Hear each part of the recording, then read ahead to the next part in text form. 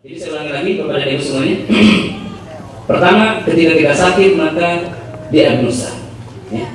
Lihat masa lalunya ada apa, ya. Kemudian setelah menemukan obat Al-Quran, maka lakukan simulasi terapi secara bertahap.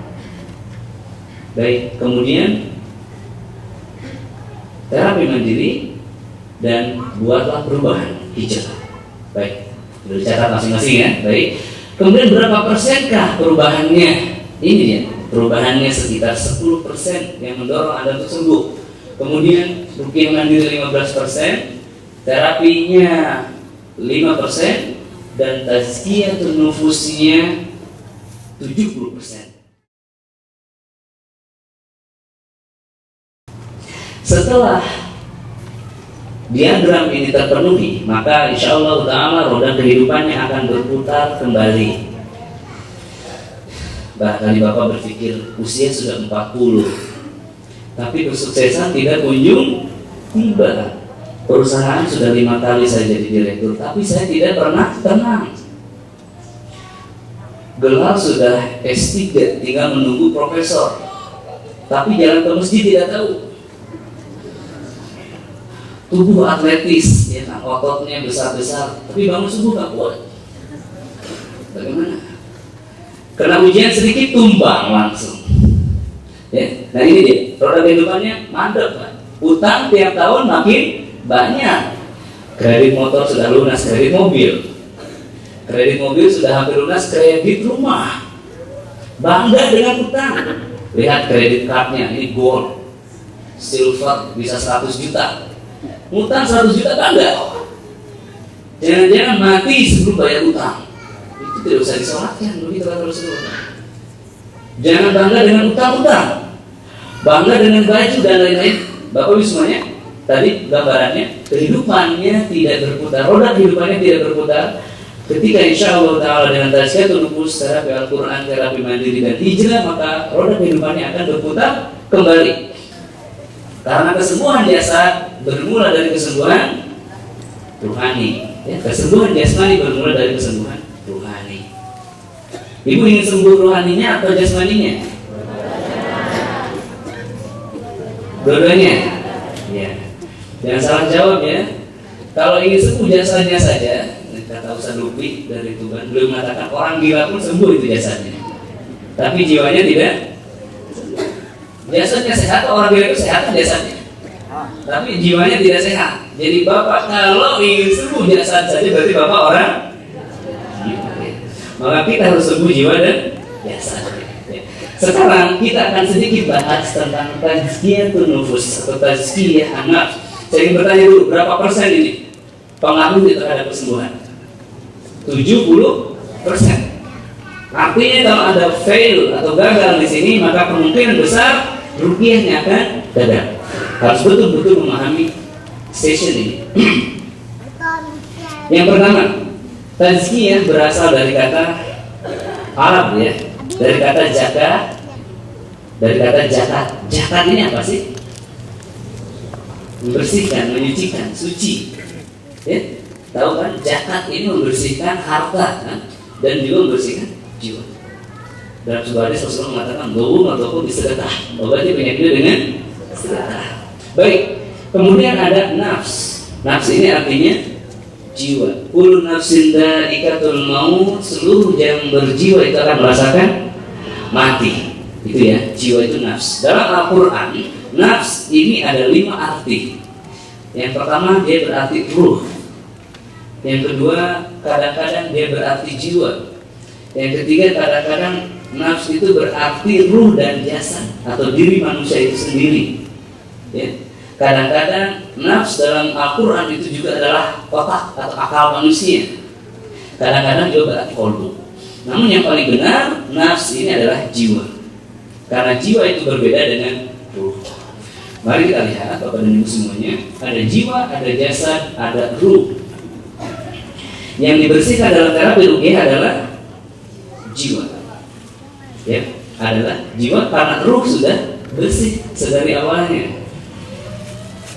Yang diterapi dalam Al-Quran ini bukanlah jasad namun jiwa. Setelah rohani sembuh, maka jasmani sembuh. Baik, saya lanjutkan. Ketika manusia meninggal, ketika saya mati ini, yang mati itu sebenarnya jiwa, jasad atau ruh ya? Boleh berbeda ya, jangan disamain. Sebelahnya jiwa-jiwa, sebelahnya jasad-jasad. Saat saya mati nih, Nuruddin Al-Indusi wafat misalkan, itu yang mati itu jiwa saya, ruh saya, apa jasad saya? Jiwanya mati tidak? Kenapa Al-Quran mengatakan kullu nafsin dha'iqatul maut? Mana yang benar, Bapak atau Al-Quran? Nanti diubah ya. Yang mati itu adalah jiwa, makanya jangan ngantuk Pak. Meskipun saya mengarah ke sana, belum tentu ke sana pembicaraan. Kullu nafsin dha'iqatul maut. Setiap yang bernyawa itu akan merasakan mati. Jiwa itu yang mati. Kenapa jasad tidak dikatakan mati Pak? Karena akan dibangkitkan kembali. Betul kan? Habisnya banyak yang bisa dibahas masalah itu ya. Bahkan yang sudah dihitan pun akan bersambung kembali. Yang patah tulang ibu akan murni kembali. Yang sudah tua akan muda kembali. Betul ya? Ini jiwa jasad manusia akan dibangkitkan kembali. Ruhnya kemana? Ruhnya kemana? Kembali kepada Allah. Sederhana sekali jawabannya. Betul ya? Prosesnya kemana dulu ruh ini? Ruh ini kan berjalan ya dari alam ruh, alam rahim, alam dunia, alam barzakh, ya, alam mahsyar, hisab, mizan, sirat, barulah surga atau neraka. Jangan mohon ke surga, jalannya saja belum hafal ya.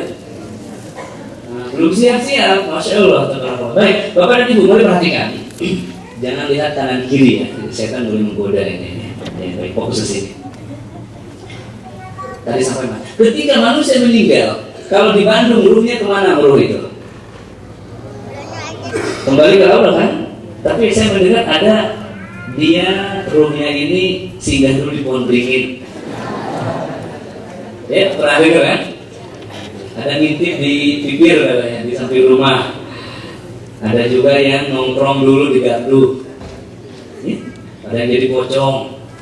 Ada yang gentayangan. Itu akidah loh. Akidah benar apa salah kira-kira? Salah, sudah sepakat. Ya baik.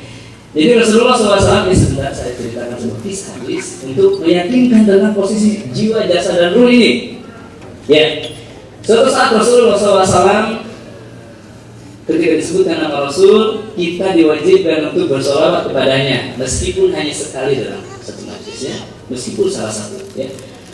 Suatu ketika para sahabat Nabi radhiyallahu anhum bersama Rasulullah SAW sedang mengadakan safar atau perjalanan, mereka menemukan kuburan. Bapak jangan curiga dulu mas saya. Ada kuburan di situ, Rasul melihat ruh yang di dalamnya sedang disiksa.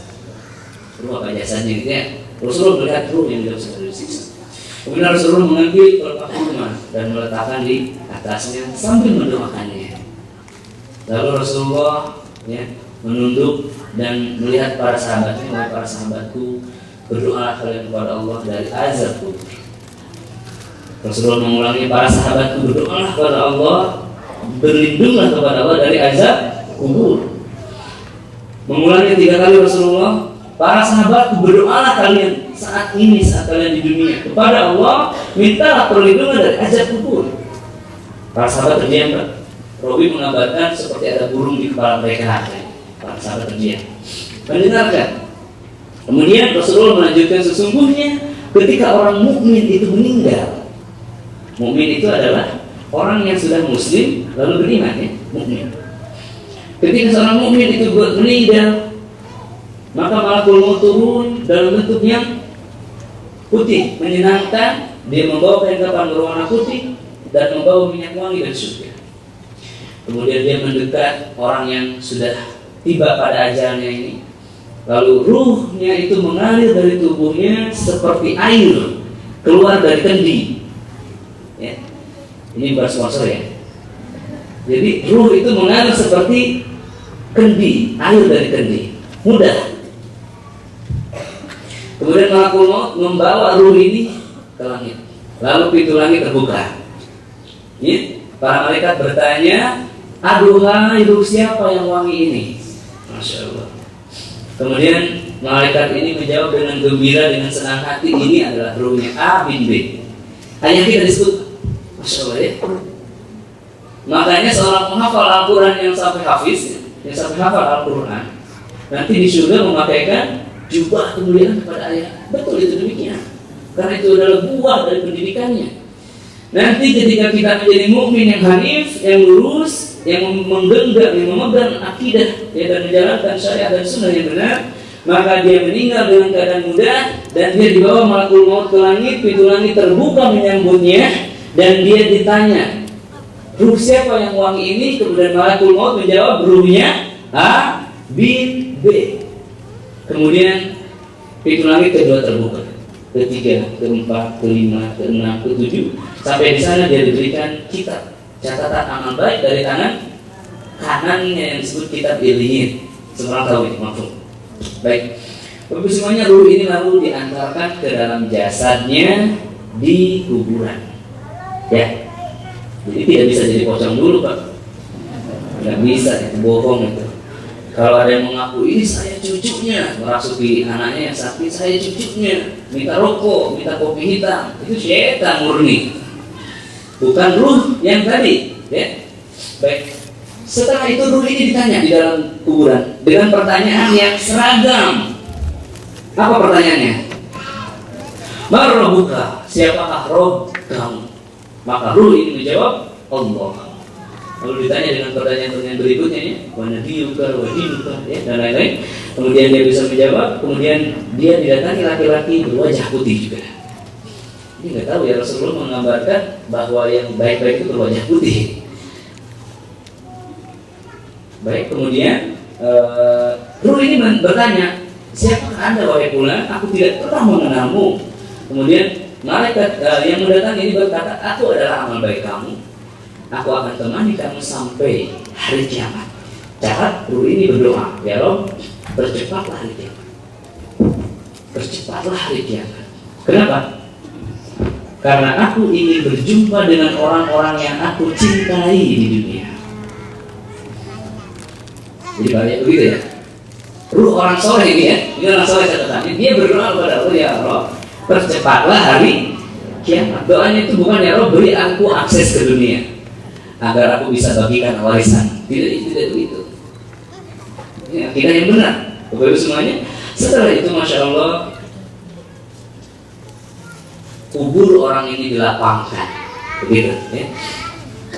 Kuburnya menjadi taman-taman surga. Dia tertidur bagaikan tertidurnya orang yang sholat zuhur. Hanya 10-15 menit lalu terbangun di hari kiamat. Wow. Mudah-mudahan kita termasuk yang demikian, Pak. Amin ya Allah. Bagaimana kalau orang jahat itu mati, kata Rasulullah? Maka malaikat maut datang dengan murka, dengan wajah yang menghitam, besar, kejam, bengis, menakutkan, membawa kain kafan yang hitam. Ya. Lalu dia turun ke bumi, melihat orang yang sakaratul maut ini, ya, nyawanya ini sudah, ruhnya ini sudah naik ke tenggorokannya menjadi dingin, keringat dingin keluar. Kemudian malaikat maut itu berkata, ukhruj, keluarlah kamu wahai ruh yang busuk. Bayangkan ya, keluarlah kamu wahai ruh yang busuk. Ruh di sini beda dengan tadi, ruh yang busuk. Masya Allah. Kemudian Bapak Ibu semuanya, ruh itu keluar dari tubuh bagaikan pohon yang dicabut dengan akarnya.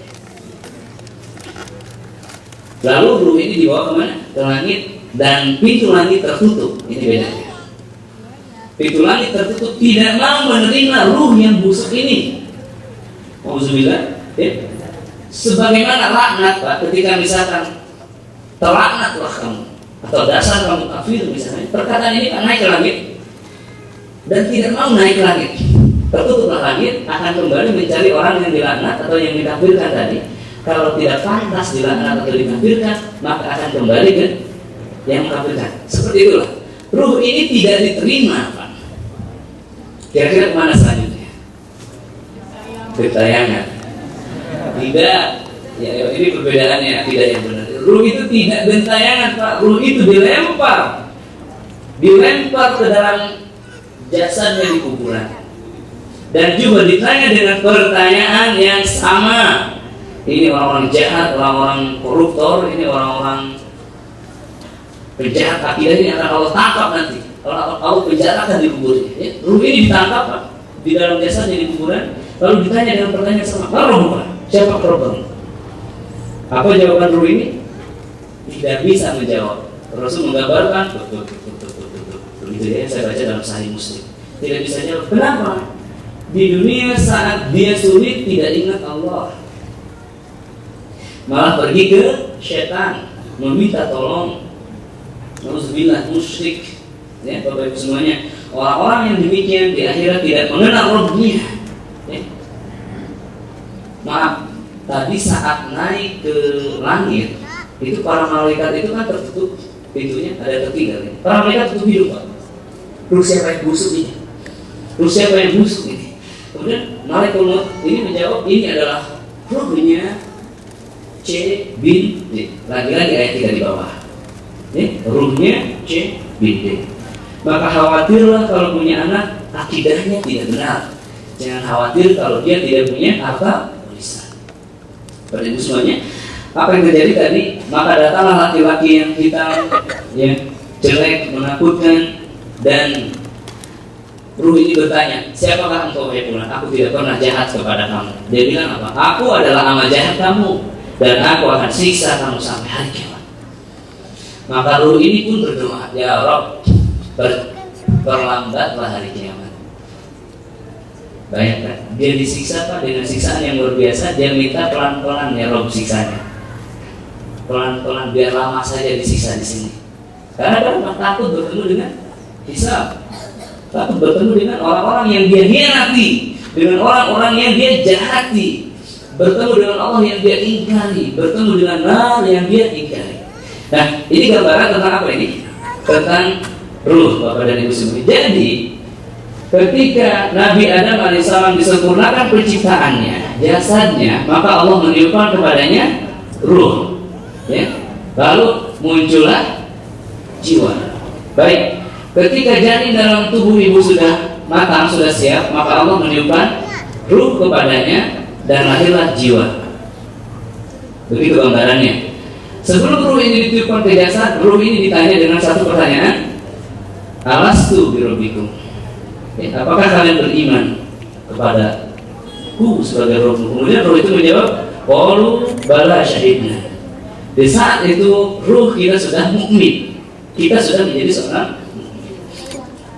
Baik, saat kita meninggal, maka jasad dan ruh ini terpisah kembali, maka otomatis jiwa itu juga tidak ada. Ini yang disebut dengan kullu nafsin dha'iqatul maut. Makanya jin itu sangat takut sekali dengan kalimat ini, kullu nafsin dha'iqatul maut. Begitu. Jadi ketika ruh berpisah dengan jasad, maka jiwa tidak ada. Nah, sekarang Bapak dan Ibu yang sakit itu adalah jiwa. Baik, ketika ibu resah, gelisah, ya, tersihir dan lain-lain, saat ibu mati, sembuh itu. Sembuh nggak resahnya? Sembuh. Ibu kena sihir sakit kepala, saat ibu meninggal wafat, sembuh nggak sakit kepalanya? Sembuh. Berasa itu. Bapak sakit jantung koroner Pak, stadium 5 misalnya, nggak ada stadium 5 ya. Kemudian meninggallah Bapak, sembuh nggak jantungnya? Sembuh. Karena kesakitan ini ada pada ranah jiwa saja. Makanya ada jiwa yang terpenjara, jiwa yang terbelenggu, ya. Saat orang pingsan, ini analogi berikutnya. Ini yang keluar, ini ruhnya apa jiwanya? Jiwanya. Saat orang koma, yang keluar ini sementara ruhnya apa jiwanya? Jiwanya. Saat kita tertidur pulas, itu setengah kematian. Yang keluar ini ruh apa jiwanya?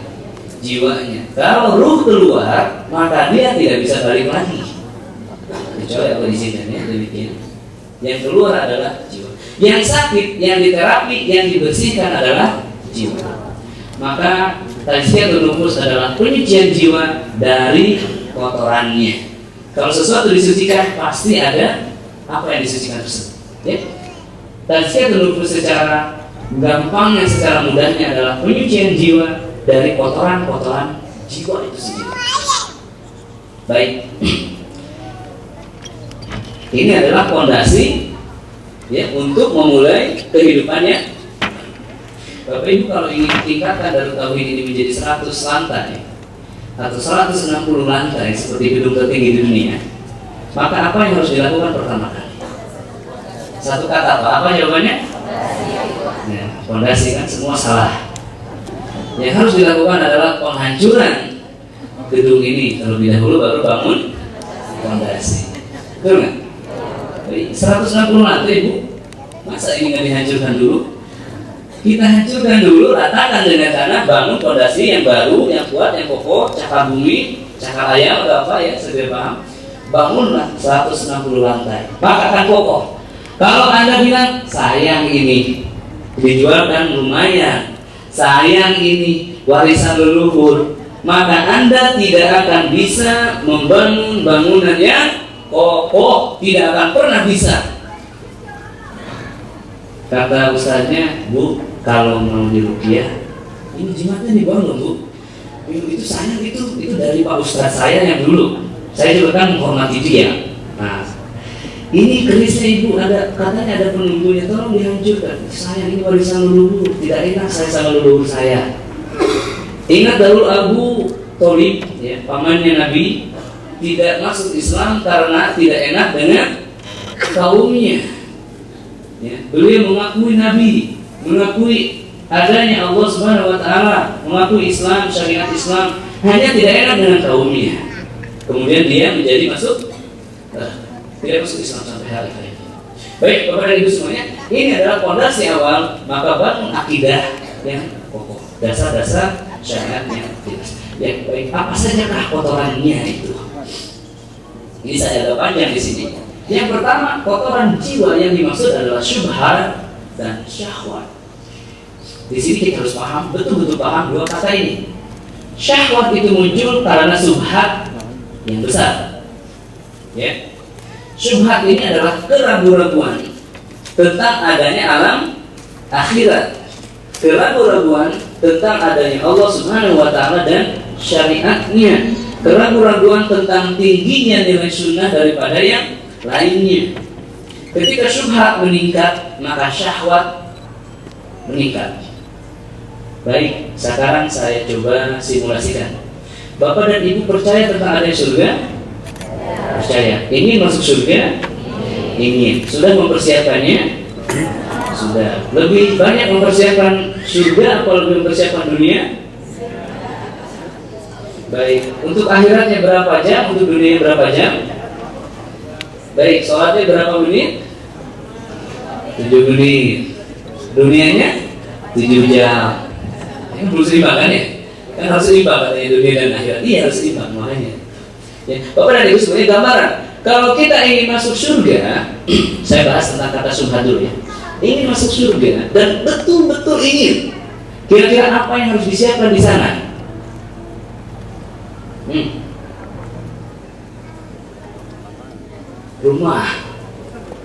Rumah di surga, betul? Di surga mau jadi pengemis, Pak. Siapkan rumah yang tinggi yang besar, betul kan? Rumah. Setelah rumah siapin apa? Siapin apa? Istrinya.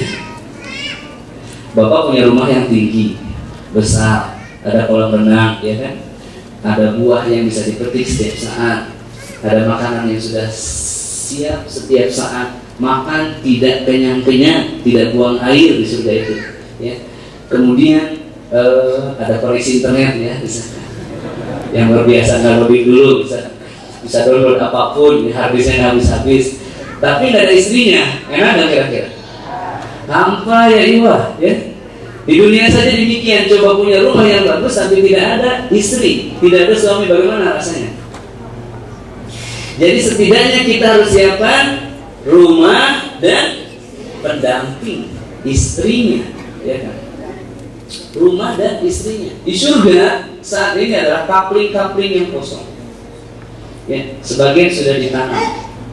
Bagaimana menanaminya, Pak? Ketika kita mengucapkan subhanallah wa bihamdi, maka tumbuh satu pohon di surga. Satu pohon yang tidak akan pernah mati. Bayangkan Bapak punya pohon cengkeh, Pak, yang tidak pernah mati itu, Pak. Setiap kali panen dia 3 juta rupiah, 10 tahun 30 juta. Ini sepanjang waktu Bapak punya 10 hektar. Kira-kira cukup nggak? Ya. Setiap kita bertasbih subhanallah wa bihamdi, maka tumbuh satu pohon di surga. Sementara Rasul mengajarkan kita bertasbih berapa banyak? 100 kali di pagi hari. Subhanallah wa bihamdi, subhanallah wa bihamdi, subhanallah wa bihamdi, subhanallah wa bihamdi. Sehari berarti 100 pohon. Seminggu berapa pohon? 700 pohon. Sebulan berapa pohon? 3 kali 3 hasilnya banyak. Setahun berapa pohon? 30 tahun berapa pohon? Maka kalahlah program Bupati Jawa Barat ya untuk menanam 1 juta pohon, ya kan? Kita menanam 1 juta pohon di surga. Itu salah satu contohnya, Pak. Kalau kita ingin masuk surga, pasti kita persiapkan, betul nggak? Kalau tidak siap-siap, artinya bohong deh masuk surga. Baik, Bapak dan Ibu, contoh saja. Contoh ini ya, rumah satu. Kalau syubhat tentang akhirat itu membesar, Pak, tidak yakin dengan akhirat, pasti kita tidak siap-siap bangun rumah di surga. Ada nggak amalan untuk bangun rumah di surga? Ada ya, betul-betul. Coba sebutkan satu saja amalan yang bisa membuat kita punya rumah di surga. Satu aja angkat tangan, Ibu. Baca Al-Ikhlas 10 kali baik, satu. Ada 11 amalan ya, yang kedua Bapak silakan.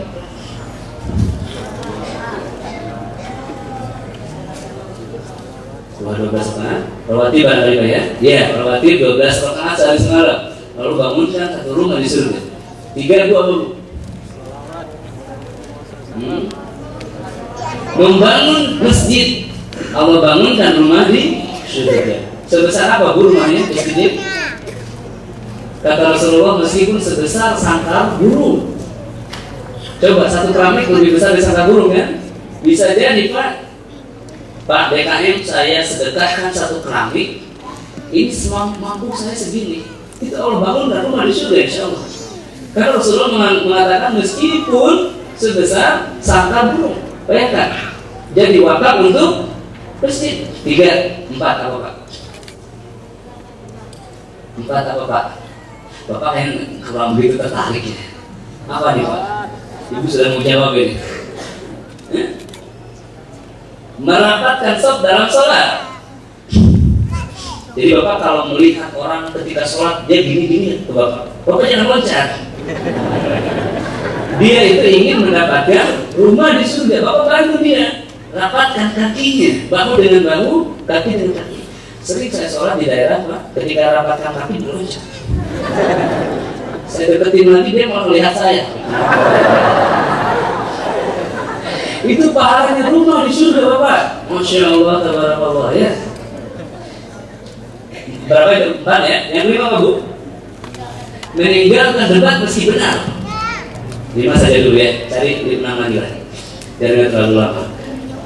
Nih Bapak Ibu semuanya, di sini di ruangan ini hanya 10% yang tahu tentang bagaimana cara bangun rumah di surga. Artinya 90% lagi belum tahu bagaimana akan mendapatkannya, caranya pun belum. Artinya ada 90% di ruangan ini barangkali ya, yang subhat tentang akhiratnya besar. Perhatikan, kalau subhat tentang akhirat besar, maka syahwat tentang dunia akan menjadi besar. Misalkan subhat, keraguan-raguan tentang adanya surga dan bangun rumah di surga besar, maka syahwat bangun rumah di dunia akan besar. Terbukti dalam benaknya saya belum punya rumah, sehingga dia riba, kredit rumah. Dia sedih masih ngontrak, dia sedih masih ngekos. Di benaknya ada rumah. Bahkan beberapa tempat rumahnya sampai 8 miliar, 15 kamar, padahal istrinya cuma 1, anaknya cuma 3, kamar rumahnya 3 lantai. Untuk apa? Ini syubhat tentang syahwat tentang dunia. Baik, nanti kita jelaskan ya. Syubhat akhirat akan berimbas pada syahwat dunia. Ini penyakit global manusia yang akan melahirkan beberapa penyakit. Yang pertama syirik. Misalkan dia punya rumah gubuk, Pak, ini punya rumah yang besar, tidak mau usaha, pergi ke setan minta rezeki, jatuhlah dia dalam syirik. Ya. Untuk dapat rezeki dari setan, dia harus sembelih kambing untuk setan, persembahan. Karena dia taat kepada dukunnya, kepada yang mengantar dia pada pesugihan, akhirnya dia sembelih setan itu atas nama ketaatan kepada setan, masuklah dalam syirkul ta'ah. Baik, sudah selamat, banyak yang mengantuk ya. Selamat menikmati dan selamat jalan ya, selamat jalan.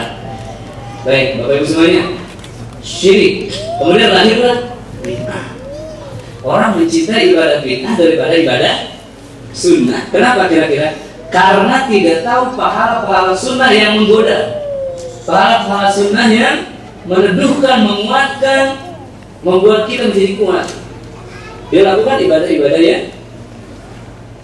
Baik, itu subhat ya. Berikutnya, Bapak dan Ibu, hasad. Muncullah hati yang iri, dengki, ya, dan lain-lain. Kemudian dia tidak mampu menahan dirinya dari melakukan dosa-dosa besar. Ketahanan jiwanya melemah. Tidak mampu menolak untuk melakukan dosa besar ketika ada tawaran untuk melakukannya. Bahkan ketika tawaran untuk dosa tidak ada, dia cari. Betul nggak? Dicari di Bandung tempat clubbing yang paling hebat apa ya? Padahal tidak ada orang yang nawarin dia. Dia bayar mahal. Coba minuman-minuman alkohol yang enak itu kan, yang apa namanya, yang terkenal itu kan mahal. Satu slot itu berapa? Syahwat. Ya, syahwat ya. Kemudian lahirlah hubbu dunia. Ini adalah gambaran manifestasi dari seluruh penyakit ini. Maka lahirlah hubbu dunia, kecintaan pada dunia yang besar dibanding kecintaan pada akhirat. Namanya syirkul mahabbah. Bahkan ya, syirkul mahabbah, kecintaan, syirik dalam kecintaan. Bergeser, syirik dalam kecintaan. Bapak dan Ibu semuanya, ini saya gambarkan lebih dalam. Tadi ya, syahwat, syubhat tentang akhirat, maka lahirlah syahwat dunia. Makanya Allah jelaskan dalam Al-Quran surah Al-Isra ayat 45. A'udzubillahi minasyaitonir rajim. Wa idza qara'tal Qur'an za'anna bainaka wa bainal ladzina la yu'minuna bil akhirah hijaban mastura. Barang siapa Al-Quran dibacakan pada orang yang belum beriman pada kehidupan akhirat, maka Allah buatkan hijaban mastura. Allah buatkan dinding yang tidak terlihat. Ibu di sebelah sana, Bu. Saya di sini. Saya bacakan Al-Quran dengan kuat. Ibu dengar nggak? Terhalang oleh dinding. Pak Ustaz, dindingnya nggak ada kok, Ustaz depan saya. Allah yang buatkan dinding. Allah sumbat telinganya. Allah tidak ridho orang yang disembunyi dengan Al-Quran. Makanya dalam ayat yang spesifik jelas pada pengobatan ini, wa nunazzilu minal qur'ani ma huwa shifaa'un wa rahmatun lil mu'minin wa la yazidu dhalimina illa khasara. Allah lengkapi Al-Quran ini obat bagi orang mukmin, shifaa'un wa rahmah, shifaa'un wa rahmah. Tapi bagi orang-orang zalim ini adalah Al-Quran tidak akan menambah kecuali kerugian. Wa la yazidu dhalimina illa khasara. Begitu. Karena apa? Di hatinya masih ada dunia. Ini kotoran yang sulit dilepaskan. Sangat-sangat sulit dilepaskan. Syubhat tentang akhiratnya besar, sehingga syahwat dunianya membludak. Jelas saya, insyaallah. Kemudian yang berikutnya adalah syahwat. Kenapa syahwat ini dari mana tadi? Disebabkan syubhat tentang akhiratnya besar. Syahwat apa saja? Syahwat diri, ingin tampil, ingin terkenal, ya. Selfie setiap detik, setiap 5 menit ganti foto profil. Syahwat diri yang berlebihan, ya kan? Dia ketemu ustaz, bukan dengerin ceramahnya, selfie yang didulukan. Tidak mencatat, malah foto-foto. Masalah ya, masalah. Jadi contoh, syahwat dirinya berlebihan. Kemudian syahwat harta, kecintaan pada harta, ya, yang berlebihan itu Pak ya. Semakin dia banyak duit, semakin dia tampilannya luar biasa. Bukan semakin banyak sedekahnya, bukan, semakin luar biasa. Make upnya semakin tebal, ya, jilbabnya semakin unik. Seharusnya setelah mengenal jilbab, dia fokus pada perbaikan diri, bukan style hijabnya. Ini kan salah. Ini syahwat, ini harus diluruskan. Ya, baik. Kemudian syahwat apa? Syahwat perut. Kalau syahwat perut terlihat dari ukuran perutnya. Ya, tersinggung ya, karena Rasulullah Umar pun menyinggung orang-orang yang besar perutnya. Suatu saat Umar bin Khattab menemukan orang yang perutnya besar. Kemudian kata Umar, apa ini? Dia bilang, ini adalah nikmat Umar, bukan, ini musibah Umar. Itu Pak ya, perut besar kan, sholat jadi susah ya, tidur jadi susah ya, makan juga susah kan, harus banyak. Syahwat perut, dan yang terakhir syahwat kemaluan. Bapak dan Ibu, di surga itu ada 70 bidadari. Bapak ya, di surga ada 70 bidadari yang cantik, yang bermata jeli, yang sopan, yang tidak pernah membantah, yang gadis sepanjang waktu. Subhanallah, tidak pernah disentuh jin dan manusia. Lalu keraguan tentang bidadari-bidadari ini besar, maka syahwat tentang perempuan-perempuan dunia akan besar. Akhirnya dia menggunakan sihir untuk menarik perempuan dan lain-lain. Ya, terjadi berbagai ketimpangan di rumah dan ya, semuanya. Ini ya, syahwat diakibatkan karena tadi apa? Muncul juga hasad. Ya, hasad ini sebetulnya bagian dari penyakit kolbu. Namun saya di sini kelompokan, ya, kelompokan agar kita ingat: ria, iri, sombong, dendam, cinta pujian, egois, pemarah, rendah diri dan merasa hina. Ya, baik. Hasad dahulu iblis laknatullah alaihi diusir dari surga itu disebabkan oleh hasad, dan iblis akan menjerumuskan manusia dengan hasad pula. Ya, baik, kita lihat. Lalu ketika Adam alaihissalam diciptakan, disempurnakan penciptaannya, lalu ditiupkan ruh kepadanya, seluruh makhluk lalu disuruh sujud. Semua sujud kecuali iblis.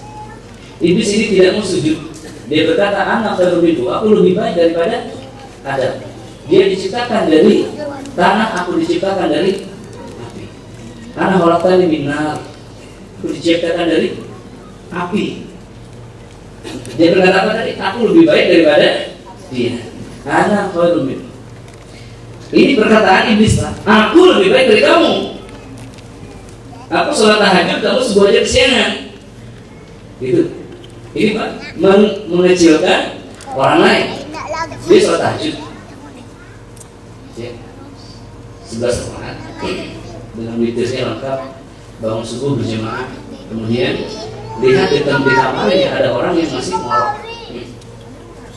Aku sudah sholat tahajud, sudah jemaah, kalau subuh kuat, kamu seperti itu, gangguan kamu,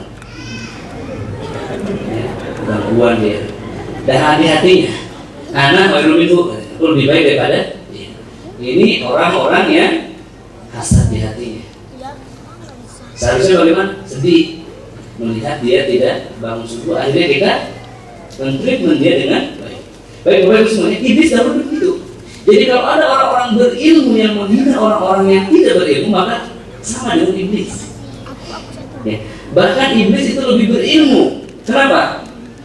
Iblis berilmu betul-betul. Berilmu, makanya dia beriman.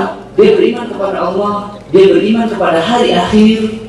Ya, dia beriman kepada hari akhir. Beriman apa buktinya? Dia berdoa, ya Rabb, panjangkanlah usiaku sampai hari akhir. Dia beriman pada hari akhir, Pak. Dia beriman pada neraka. Bahkan dia hidup di surga, dekat dengan Allah dan bicara dengan Allah. Lalu di hatinya ada sedikit hasad. Hasad. Aku lebih baik dari dia. Allah murka kepadanya. Ya, ini bagian juga dari sunatullah.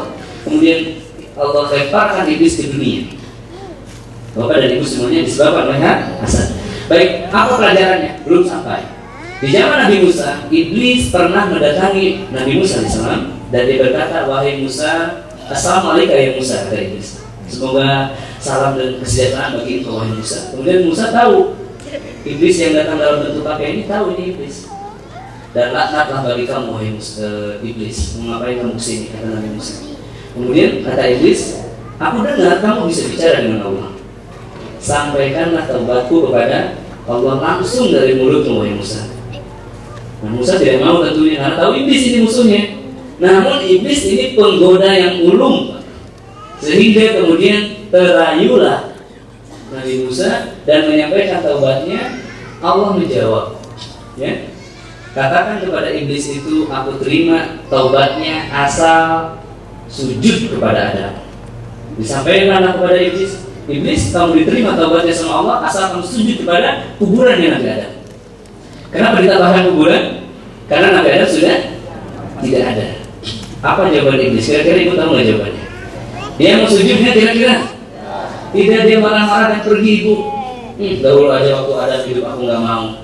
Sekarang sudah mati, mana mau aku sembah kuburan dia. Dia pergi, marah. Ya. Subhanallah, iblis disuruh sujud ke kuburan, marah pak. Iblis, Masya Allah, luar biasa imannya. Kemudian setelah itu apa yang terjadi Bapak dan Ibu semuanya? Apa yang kita ambil? Ada hasad yang menahun, ada dendam yang menahun. Kenapa saya geser ibu-ibu ini? Kenapa kira-kira? Ada dendam yang menahun. Saya ulangi, ada apa? Ada dendam yang menahun. Jangan-jangan di hati ibu pun ada yang demikian. Astagfirullah. Coba cari, ada nggak satu nama yang jangankan disebut namanya, dengar saja, lihat saja di tulisan nama itu muncul langsung itu reaksi. Tidak akan aku maafkan kamu selama-lamanya. Akan aku tuntut kamu di hari hisab. Itu dendam ya. Ibu seorang muslimah, seorang muslim itu dituntut untuk memaafkan meskipun tidak bisa melupakan. Tidak bisa melupakan tidak apa-apa, tapi maafkan. Jangan lebih dari 3 hari. Kalau lebih dari setahun maka sama dengan mengalirkan darahnya, gitu Rasul. Sama dengan membunuhnya. Bayangkan, ini adalah warisan dari iblis, hasad. Kenapa iblis kekal di dalam neraka dan Allah janjikan kekekalannya? Bahkan sebelum manusia di akhir zaman ini muncul dan kita mengetahui kedelakaan iblis. Tahu kedelakaan iblis, kejahatan iblis ini? Karena Allah sudah tahu di hati iblis ada sesuatu yang kekal, yaitu apa? Hasad, sombong. Bayangkan, ini kotoran jiwa, ini yang harus dihapuskan sebelum masuk ke sesi ruqyah. Saya balik lagi ya. Selanjutnya Bapak dan Ibu semuanya, dosa-dosa besar. Kita sedang bahas apa ini? Bukan, sebelumnya ini sedang bahas apa ini? Tazkiyatun nufus, bagiannya apa ini? Kotoran jiwa. Karena ada beberapa bagian ya. Dosa-dosa besar, setiap titik dosa, setiap dosa besar yang kita lakukan akan menjadi titik hitam di hati kita, di kolbu kita. Dosa besar,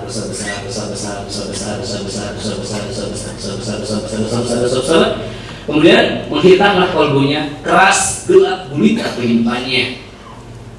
Allah tutup semua jalan menuju perbaikannya, bahkan lebih keras daripada batu. Ya, semuanya. Nah, dosa besar itu apa saja? Menyekutukan Allah dengan makhluknya, melakukan syirik atau menyuruh orang lain melakukan syirik, ya. Durhaka kepada ayah, anda dan ibundanya yang melahirkan dia, yang membesarkan dia, yang menyuapi dia, yang memangku dia. Kemudian riya dalam ibadah, kemudian lalai dalam sholat. Rasulullah SAW mengatakan, barang siapa ada 2 atau 3 manusia, 2 atau 3 laki-laki yang diam di sebuah rumah atau tempat dan tidak melakukan sholat berjamaah, maka mereka dikuasai setan. Jika ada 2 atau 3 orang manusia, laki-laki, diam di sebuah rumah atau tempat dan tidak menegakkan sholat berjamaah, maka mereka dikuasai setan. Mereka sholat kan? Sholat sendiri-sendiri tapi dikuasai setan. Apalagi yang tidak sholat. Coba ya. Yang tidak sholat tidak diganggu setan. Yang sholat sendirian. Kenapa kira-kira? Yang sholat, yang tidak sholat sudah menjadi setan itu sendiri. Ya? Apalagi tidak sholat ya, bayangkan. Lalai dalam sholat, zina. Masya Allah, ya. Zina ini bapak ibu semuanya di mana-mana ya. Kita tidak minta pun muncul. Ya. Kemudian putus asa. Ini lihat, mereka kan dosa-dosa besar dan riba. Apalagi orang yang bangga dengan riba, mengatakan ini tidak riba. Padahal ada 70 tingkatan dosa riba. Yang paling kecil adalah seperti menggauli ibunya sendiri. Dalam At-Tirmizi, ya, Sahih dikatakan satu suap makanan riba itu sama dengan menjinahi 36 wanita. Bayangkan, bapak semuanya. Ada juga hadis yang lebih mengerikan, riba itu seperti menantang perang dengan Allah dengan para malaikatnya. Kalau kita menantang perang kepada Allah, kira-kira menang tidak? Akan kalah kehidupannya selama-lamanya, Bapak. Akan kalah kehidupannya selama-lamanya. Ingat, catat. Orang-orang yang melakukan riba tidak mau rujuk, tidak mau berhenti, tidak mau berdoa untuk lepas dari riba, bahkan bangga dengan ribanya, kehidupannya akan kalah selama-lamanya. Tidak Allah sembuhkan dia. Jangankan Allah sembuhkan, Allah lirik pun tidak. Allah biarkan dia dikuasai syaitan. Namun yang lebih parah dari riba adalah syirik. Kalau manusia syirik, Allah tinggalkan. Allah tinggalkan kalau syirik ini. Allah serahkan kepada yang dia syirikin. Misalkan ibu dapat jimat dari ustaz, ini bisa menangkal kamu dari setan. Kemudian ibu memakai jimat ini dengan percaya dirinya, oh iya ini bisa menangkal dari setan. Nah ibu sudah syirik kepada jimat ini. Syiriknya apa? Menduakan Allah dengan jimat ini. Kalau demikian maka Allah akan serahkan keamanan ibu kepada jimat ini. Allah serahkan, Allah tinggalkan kita. Ini lebih besar, syirik lebih besar. Baik. Apakah dosa-dosa besar itu hanya 7? Tidak.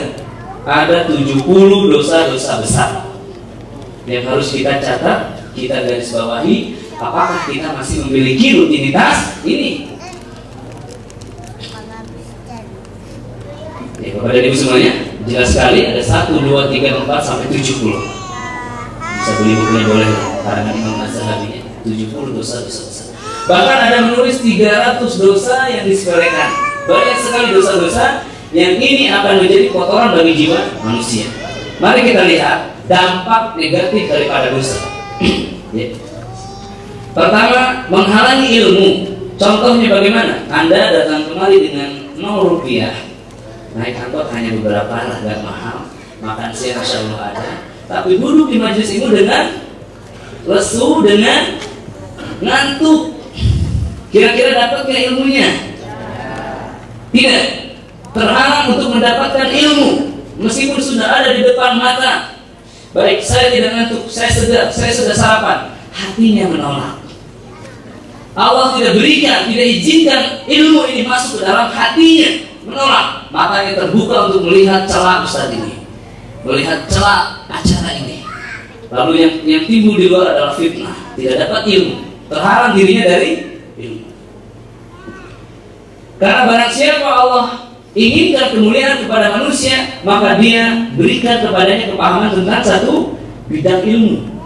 Ilmu ini mengangkat manusia menjadi lebih mulia di hadapan Allah dan juga di hadapan makhluknya. Ilmu menghalangi rezeki. Nah, seperti tadi ya, semakin tua usianya semakin banyak utangnya, semakin banyak penyakitnya. Harusnya semakin matang, semakin dihormati, semakin dicaci maki, bahkan keluarganya membuang dia. Ya Pak, ini disebabkan oleh apa tadi? Dampak negatif daripada dosa. Berikutnya adalah menghalang, mengundang kerisauan, kecemasan, mendatangkan kesulitan, kegelapan hati, melemahnya hati, menghalangi ketaatan, mengurangi berkahnya umur. Terhalang dirinya dari ketaatan. Sudah berniat untuk bangun subuh, dia pasang 4 waker. Ada iPhone, ada BlackBerry, ada waker yang besar, semuanya tidak mempan.